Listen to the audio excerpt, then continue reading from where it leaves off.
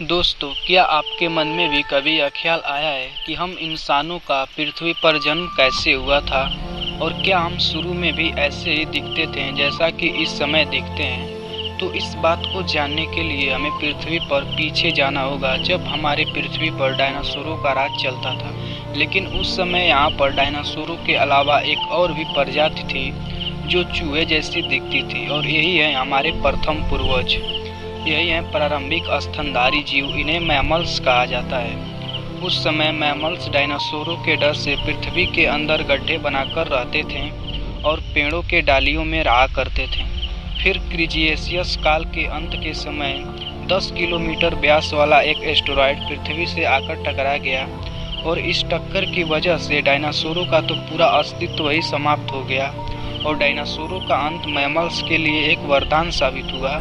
क्योंकि मैमल्स तो ज़मीन के अंदर रहते थे, इसलिए वे उस समय सरवाइव कर गए, और फिर कुछ सालों बाद धरती का वातावरण पूरी तरह से सही हो गया और मैमल्स समय के साथ साथ विकसित होते गए और आकार में पहले से भी बड़े होते गए। इस समय ज़्यादातर मैमल्स पेड़ों पर रहा करते थे और यह दिखने में आज की गिलहरियों की तरह लगते थे।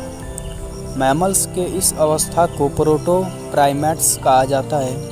इनके हाथ और पैर किसी चीज़ को पकड़ने में सक्षम थे, लेकिन इनकी आंखें सिरों के दोनों साइडों पर थीं। और फिर उसके बाद आज से करीब 55 लाख साल पहले बंदर से दिखने वाले मैमल्स आए। इनकी आंखें सर के सामने की तरफ थीं। उस काल में मैमल्स के सिर में कुछ अलग बदलाव हुआ। स्पाइनल कोड, दिमाग को जोड़ने वाली छेद यानी कि फोरामेन मैग्नम सिर के पीछे की तरफ बीच में शिफ्ट होने लगी। इसका मतलब मैमल्स अब दोनों पैरों पर खड़े हो सकते थे। और फिर उसके 10 लाख साल बाद एक नए पर्वत श्रृंखला का निर्माण हुआ, जो इस समय अफ्रीका के पूर्वी इलाकों में है। तो यह पर्वत यहाँ आने वाली मौसमी हवाओं के लिए अवरोध बन गया, जिसके कारण यहाँ के जंगलों में बारिश होना बंद हो गया, और समय के साथ साथ यहाँ पर सूखा पड़ने लगा और जंगल घटते गए और खुली जगह बढ़ने लगी। अफ्रीका के इसी इलाके में रहते थे हमारे पूर्वज पर्डिप्टेरैक्स रेडमिस, यानी कि प्रारंभिक एप्स। पेड़ों की संख्या घटने के कारण ये सभी पेड़ों से नीचे उतरकर रहना शुरू किए, और इसी तरह समय बीतता गया और एप्स विकसित होते चले गए। और ऐसा अनुमान लगाया जाता है कि आज से लगभग 35 लाख साल पहले एस्ट्रोलोपिथेकस का आगमन हुआ था। ये मनुष्य वंश की सबसे पहले सीधे चलने वाले जीव थे, और सीधे चलने के कारण यह चलते हुए भी खा सकते थे। और फिर आगे चलकर मनुष्य की कई प्रजातियां सामने आई। होमो हैबिलिस का आगमन आज से लगभग 25 लाख साल पहले हुआ था, और समय के साथ इन्होंने पत्थर से हथियार बनाना सीखा। इन औजारों से शिकार करना बहुत ही आसान हो गया, और इसी तरह हजारों सालों तक विकास की प्रक्रिया चलती रही। और फिर धीरे धीरे मनुष्यों का एक और नया प्रजाति सामने आया, होमो इरेक्टस। इनका आगमन आज से लगभग 18 लाख साल पहले हुआ था। इन्होंने अपने संदेशों को एक दूसरे तक पहुंचाने के लिए तरह तरह की आवाज़ें निकालना शुरू कर दी, और ऐसे ही भाषा का आविष्कार हुआ।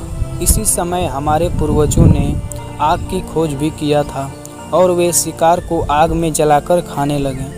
और इसके अलावा भी आग इन्हें जंगली जानवरों से सुरक्षा, रोशनी और ठंडे के दिनों में तापने के काम में आता था। और ये प्रजाति एक साथ ग्रुप बनाकर रहते थे, जिससे परिवार बनना शुरू हो गया। फिर उसके बाद आए होमो निएंडरथल, जो आइस एज में बहुत ही ज़्यादा ठंड और खाने की कमी की वजह से विलुप्त हो गए। और फिर उसके बाद आए होमो सेपियंस, यानी कि आधुनिक मानव। माना जाता है कि इनका विकास पूर्वी अफ्रीका में हुआ था, लेकिन मौसम में हो रहे बदलाव के कारण यह पूरी धरती पर फैल गए, और धीरे धीरे दूसरे होमो स्पीशीज सभी लुप्त हो गए, और होमो सेपियंस अधिक विकसित होते गए, और उन्होंने जटिल भाषा संस्कृत का निर्माण किया। और धीरे धीरे होमो सेपियंस खेतियाँ भी करने लगे, और वे पेड़ों के पत्ते, जानवरों की खालों से वस्त्र बनाकर पहनने लगे। होमो सेपियंस ज़्यादा विकसित होने के कारण वे प्राकृतिक आपदाओं से बच गए, और समय के साथ साथ और भी ज़्यादा विकसित होते गए।